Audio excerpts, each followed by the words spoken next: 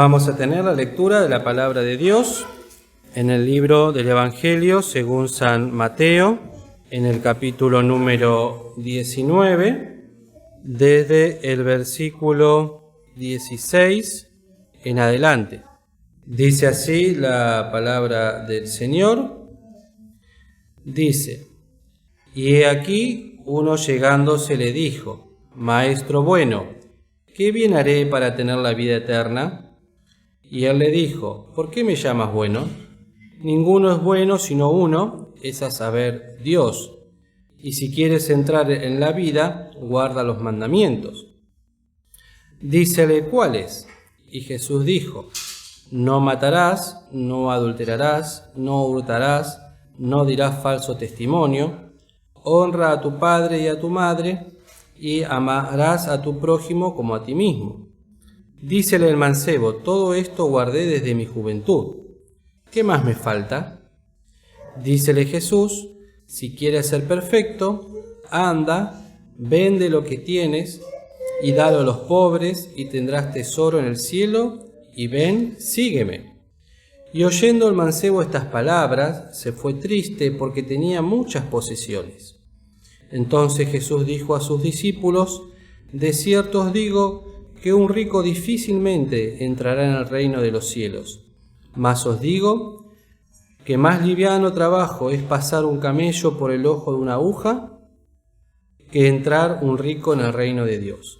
Mas sus discípulos, oyendo estas cosas, se espantaron en gran manera, diciendo: ¿quién podrá ser salvos? Y mirándolo Jesús les dijo: para con los hombres imposible es esto, mas para con Dios todo es posible.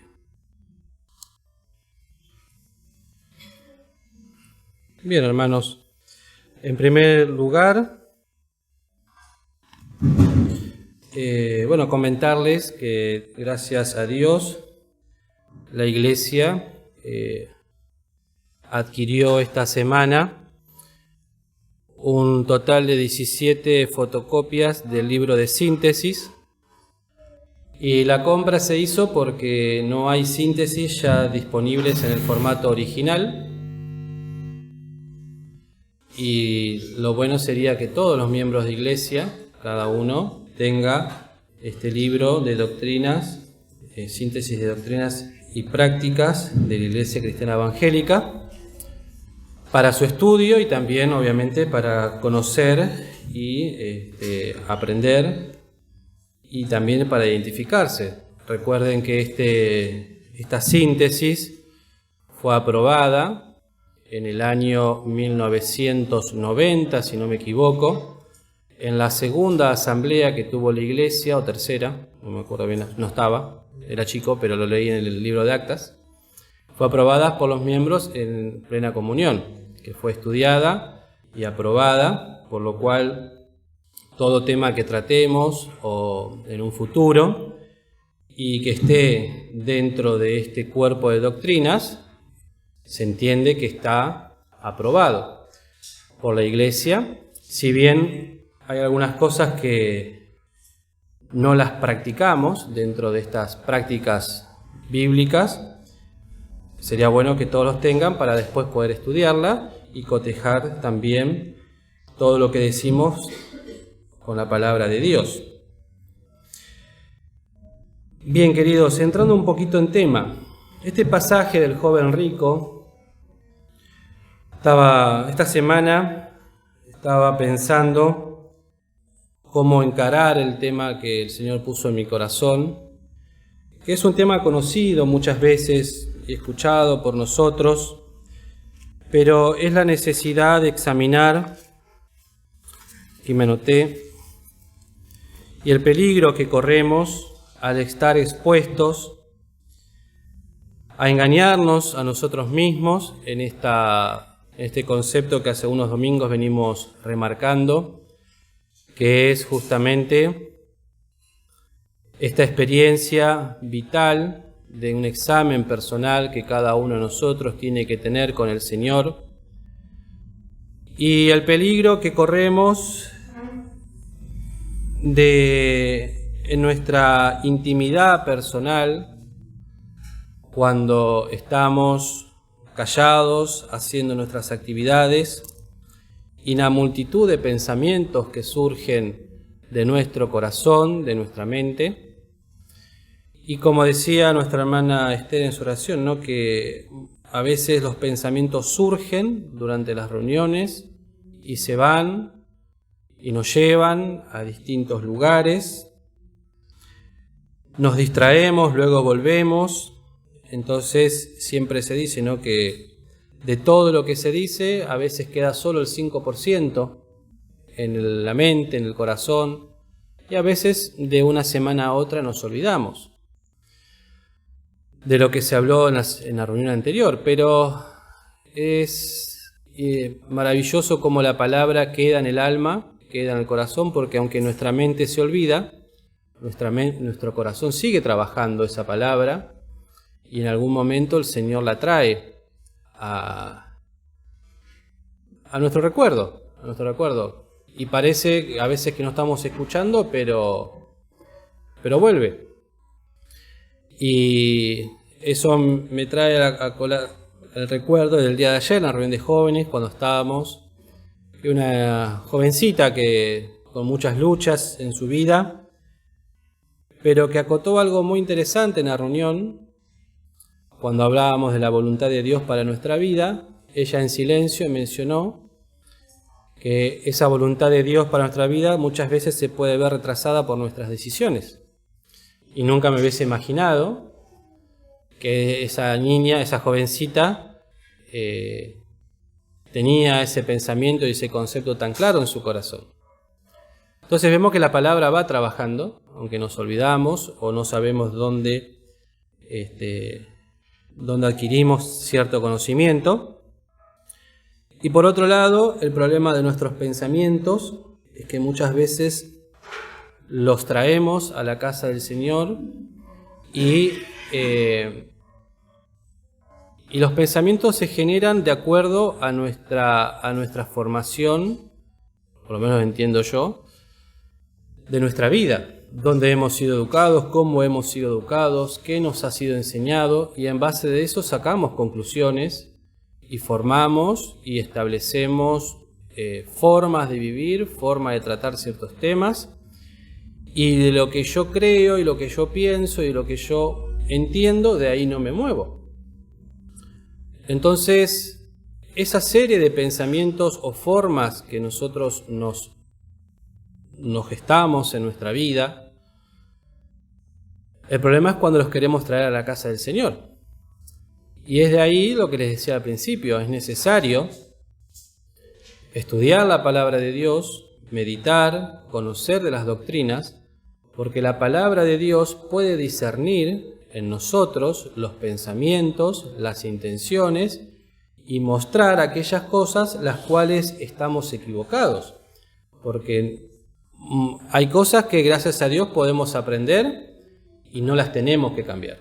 Pero hay cosas que vienen de nuestra vida, como decimos, de nuestra educación, del lugar donde nos movemos y de lo que hemos aprendido de nuestros padres, y de ahí yo no me muevo.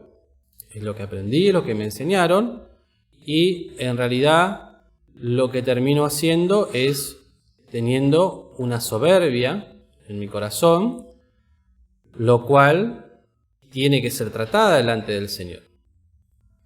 Entonces, este pasaje, y ahora me viene un texto que no lo tenía pensado, que no me acuerdo dónde está, y voy a apelar a los 3 alumnos de la escuela bíblica que estuvieron ayer, que Ricardo creo que lo mencionó acerca de la soberbia, en el Salmo número 19, creo que era, ¿no? 19:22.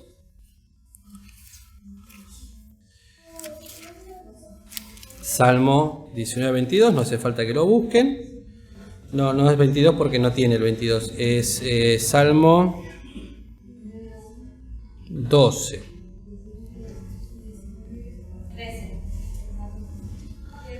El 13. Detén asimismo a tu siervo de las soberbias, que no se enseñoreen de mí. Entonces seré íntegro y estaré limpio de gran rebelión. Porque los pensamientos y, como siempre decimos, nuestra forma de manejarnos, y que yo de esta posición no me voy a mover y es lo que creo y eso tiene que ser así, termina pudiendo hacernos pecar, porque la palabra de Dios tal vez nos quiere mostrar y nos muestra otra cosa. Por eso traje a colación este pasaje del joven rico, ya que en el libro de Mateo, hay 2 versículos, no hace falta que lo busquemos, el Señor dice, ¿no?, como sabía los pensamientos, y en otro pasaje dice, y viendo Jesús sus pensamientos, les preguntaba, ¿no?, ¿por qué pensáis mal en vuestros corazones?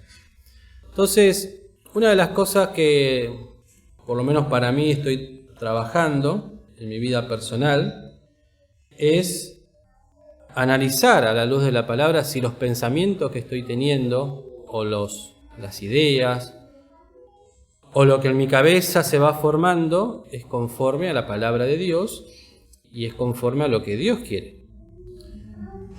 Y en este caso, en el joven rico, si bien se toma muchas veces para predicación de la palabra, hoy pensaba que cuando él se acerca al Señor Jesucristo, tal vez, si me equivoco, díganmelo, ¿no?, pero lo que yo veía en esta lectura, tomando desde esta perspectiva, era que este joven se acercó al Señor,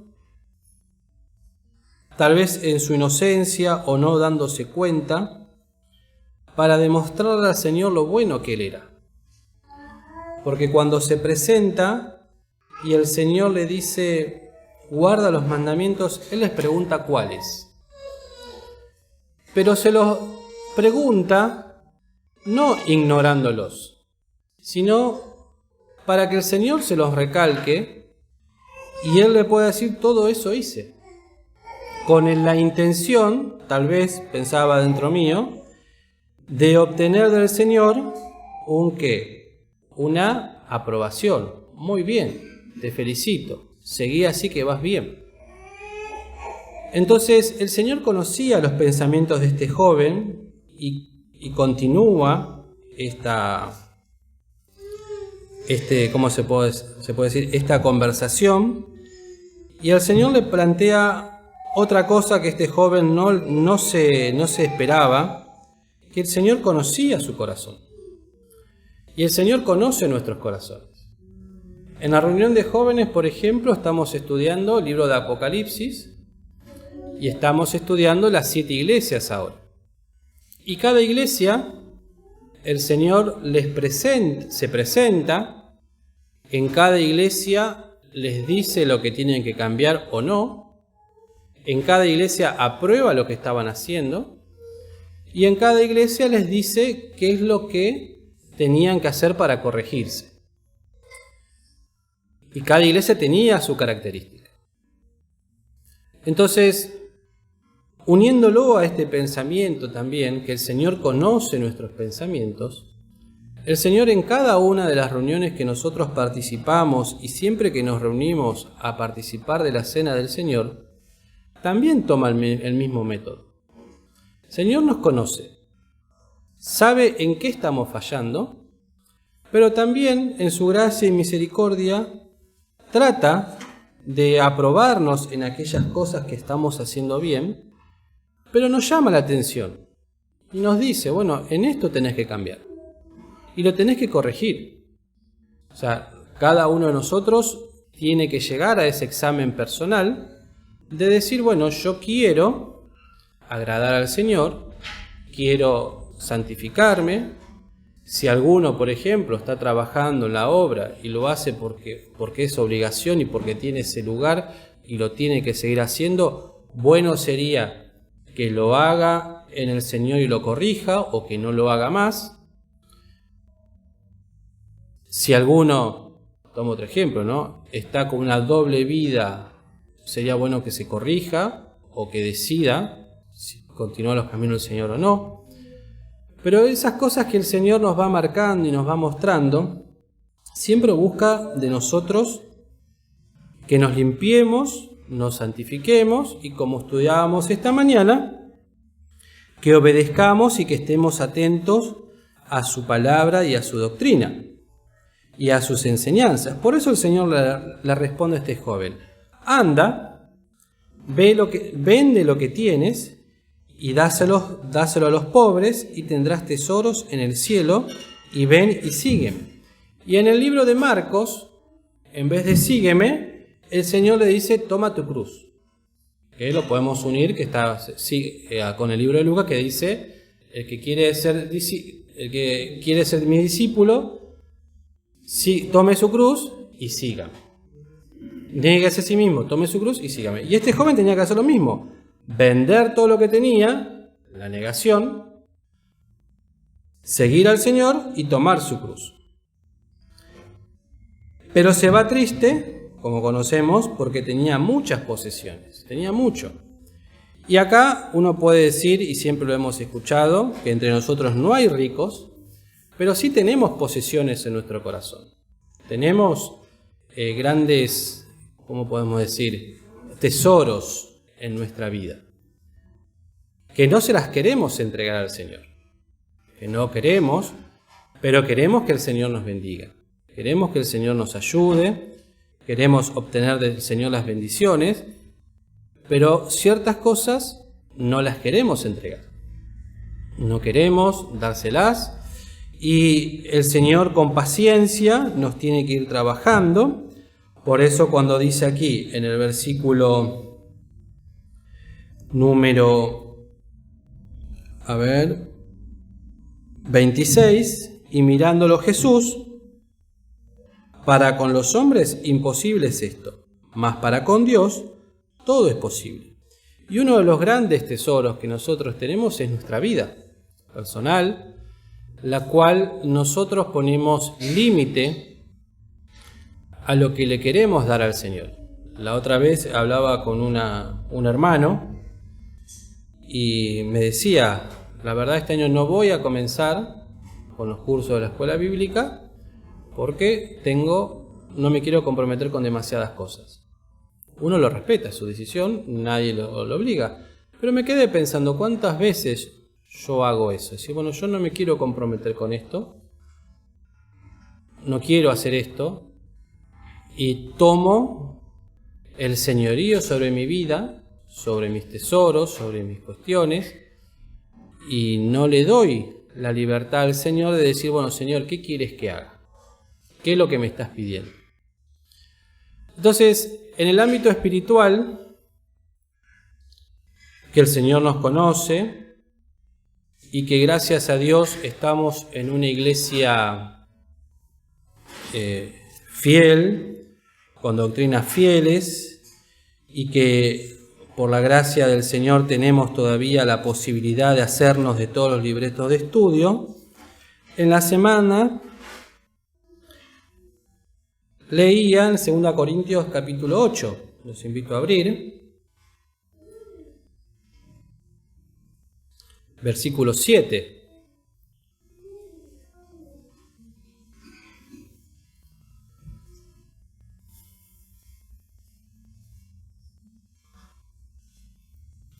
Que nos dice: por tanto,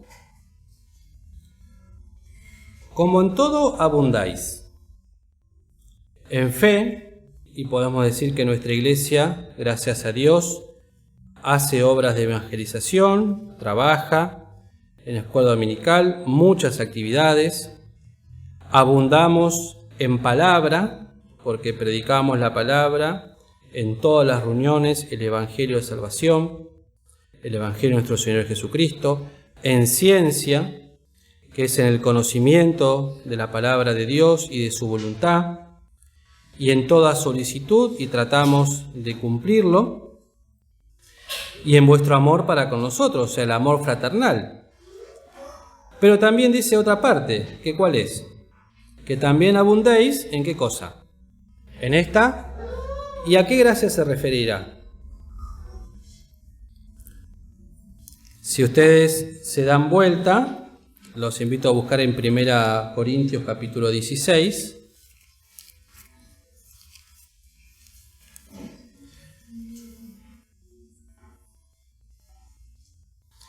dice 1 Corintios 16:1: cuanto a la colecta para los santos, haced vosotros también de la manera que ordené en las iglesias de Galacia. Cada primer día de la semana, cada uno de vosotros aparte en su casa, guardando lo que por la bondad de Dios pudiere, para que cuando yo llegare no se hagan entonces colectas. ¿Sí? Y sigue diciendo: y cuando habré llegado, lo que aprobáis por carta, a estos enviaré que lleven vuestro beneficio a Jerusalén. Entonces, cuando en 2 Corintios dice que abundéis en esta gracia, ¿a qué gracia se estará refiriendo? Económica. Una gracia que es, por eso les dije, sería bueno que estudien la doctrina y la síntesis, porque ¿de dónde saqué yo esto? O sea, ¿cómo saben lo que yo les estoy diciendo está bien? Primero, bueno, lo dice la palabra, pero acá dice, ¿no? En el capítulo 10 del sostén y patrimonio de la iglesia. ¿Y por qué lo traje a colación este texto? Es porque hace unas semanas, bueno, veníamos hablando con el pastor Daniel, de que justamente en estos tiempos difíciles ha mermado también la ofrenda en la casa del Señor. Y la ofrenda, como ustedes pueden ver a la luz de las Escrituras, es algo lícito, que está establecido, y que lo que no se hace, porque acá el mismo apóstol lo enseña, lo que cada uno aparte en su casa, guardando lo que por la bondad de Dios pudiera. Entonces, ¿y por qué viene todo atadito el pensamiento?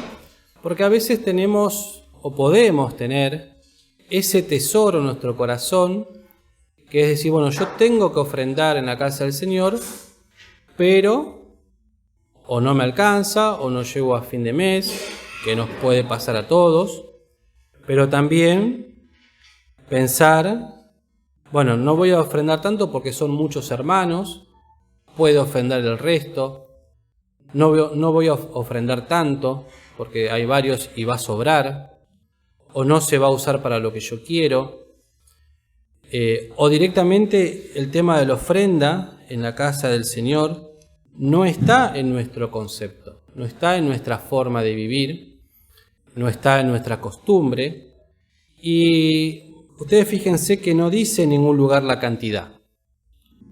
En lo personal siempre lo he escuchado y he tratado de entenderlo, la cuestión del diezmo. Pero bueno, eso era para la ley, ¿sí? Que cada uno tenía que dar el diezmo. Y eso habla también de lo que cada uno entiende delante del Señor. Por eso acá dice, lo que cada uno de vosotros, guardado lo que por la bondad de Dios pudiere. O sea, lo que Dios pone en el corazón, dice, bueno, esto. Y ahí empieza, por lo menos a mí lo que me pasa, empieza a moverse algo dentro mío, que antes cuando hablábamos de fe, de palabras, de amor fraternal, esa partecita de decir, bueno, ahora tengo que ajustarme, porque tengo que ofrendar una cierta cantidad, lo que por la bondad de Dios pusiese en mi corazón, se puede manifestar de otra manera. Y se los digo yo en forma personal, para que no digan que yo los exhorto a ustedes a que tienen que ofrendar. Sí o sí en la casa del Señor. Es todo lo que tenemos que aprender. Y eso que pasa en mi corazón y que tal vez pasa en el corazón de otros, o tal vez no, muestra también cómo uno se va acostumbrando o no lo tiene en su noticia y cómo el amor a las cosas del Señor también va cambiando. Si ustedes se fijan, por ejemplo, en el libro de Hechos, en uno de los primeros capítulos,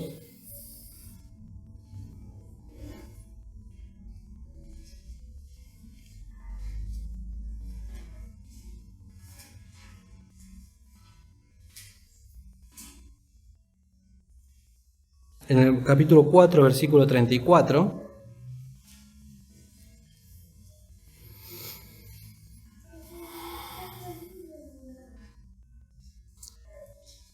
que dice que ningún necesitado había entre ellos, porque todos los que poseían heredades o casa vendiéndolas traían el precio de lo vendido y lo ponían a los pies de los apóstoles, y era partido a cada uno según que había menester.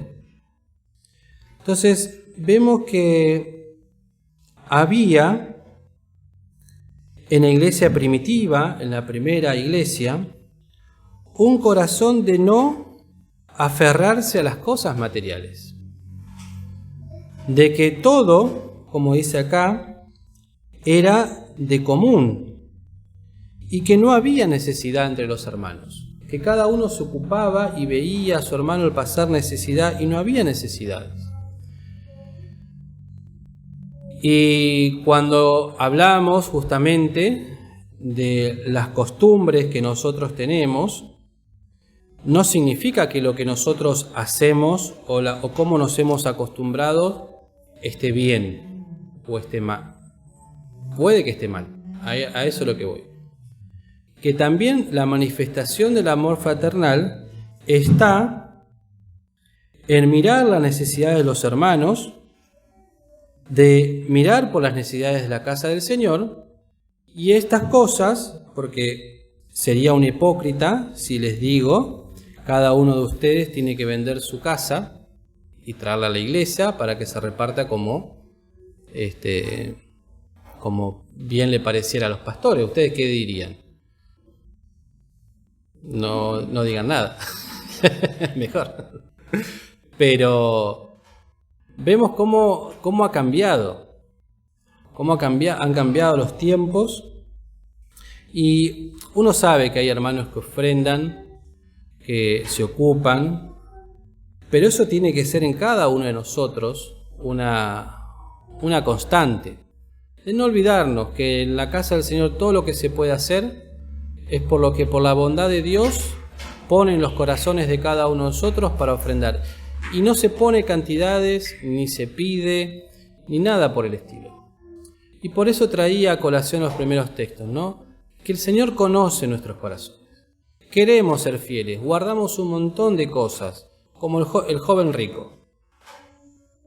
Pero tal vez estamos fallando en la parte material, que es de ofrendar al Señor con gozo, a la casa del Señor, a procurar también en este sentido el estar atento a otros hermanos, y que el Señor tiene que ir trabajando y en estos pensamientos personales que cada uno de nosotros tiene que tener, y obrando para que el Señor nos limpie y nos lave con su sangre preciosa.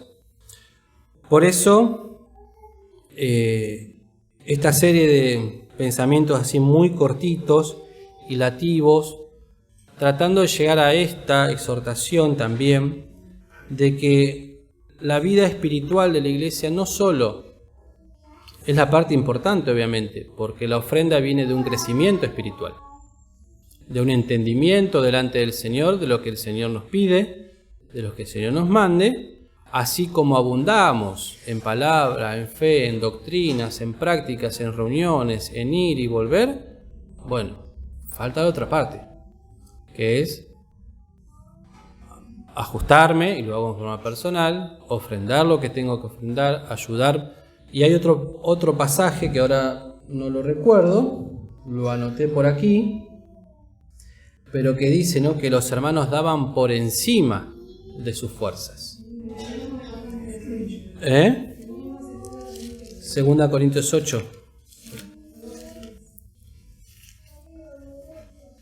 Dice, pues, que en grande prueba de tribulación la abundancia de su gozo y de su profunda pobreza abundaron en riquezas de su bondad. Pues de su agrado han dado conforme a sus fuerzas, y yo testifico que aún sobre sus fuerzas. Entonces, queridos, la vida espiritual de la iglesia, como decíamos, se manifiesta en todos los aspectos. Espiritual y también material. Y también lo hacemos esta recordación o esta exhortación también para los jóvenes que se están formando en la casa del Señor, que es necesario aprender esta sana práctica y sana costumbre se dice, sana costumbre, que es bíblica y que el Señor nos manda. Como siempre decía el pastor Daniel, ¿no? Donde están sentados ustedes fue la ofrenda de una hermana, que ya está con el Señor, que puso en su corazón donar todas esas sillas. Y bueno, lo puso en el corazón del Señor, los que han ofrendado en gran manera para tener el templo que tenemos. Bueno, hoy hacer un templo de estas características no sé cuánto puede salir. Pero esa generación de hermanos que ofrendaban lo que tenían, ya la mayoría, lo que tenían y lo que no tenían ya no están. Hay una generación nueva. Hoy Noemí decía, hablábamos al mediodía, en todos los departamentos de la iglesia hay toda una generación nueva. Diáconos nuevos, pastor nuevo, docentes nuevos, toda una generación nueva. Y bueno, esa generación nueva tenemos que aprender a sustentar la iglesia como corresponde. Delante, sí, Fer. Que también que no se recibe ningún ingreso de ninguna entidad de otro país y que es autónoma de la iglesia. Exactamente. La iglesia es autónoma, independiente y por lo tanto corre por cuenta propia todos sus gastos y todo lo que hay que ofrendar y todo lo que hay que pagar. Entonces, mensualmente hay gastos que se ofrendan, que se pagan. Entonces, esta exhortación hace justamente a que el Señor sabe qué hay en mi corazón y qué estoy pensando en este momento. Y presentarme delante del Señor para limpiarme y pedir perdón si no lo estoy haciendo como corresponde. Y si lo estoy haciendo como corresponde, bueno, gracias a Dios que podamos continuar de esa manera para poder enseñarlo también, seguir aprendiéndolo y pensar, queridos, realmente sobre este tema para que la iglesia también pueda seguir creciendo. Así que, hermanos, que el Señor los bendiga. Y también, antes de participar de los símbolos, sí, Agustín. No, si podíamos leer dos textos. Sí. De algo tremendo. Decime. Uno de Deuteronomio 28, donde vivimos hoy. Sí. Que bueno, dice que si ponemos por obra todos sus mandamientos, y 12, abrirte a Jehová su buen depósito, el cielo. Y después el otro es Malaquías 3, 10, que también lo conocemos, que dice, traer todos los yermos al alfolí y haya alimento en mi casa. Y probadme ahora en esto, dice Jehová de los ejércitos. Si no, os abriré las ventanas de los cielos y vaciaré sobre vosotros bendición hasta que sobreabunde. Ese es Malaquías 3:10. O tengámoslo en cuenta, oremos y que el Señor también nos pueda ir corrigiendo y ayudando como iglesia, como escuchábamos, que el Señor no es deudor de nadie. Y el Señor nos quiere también bendecir en este aspecto.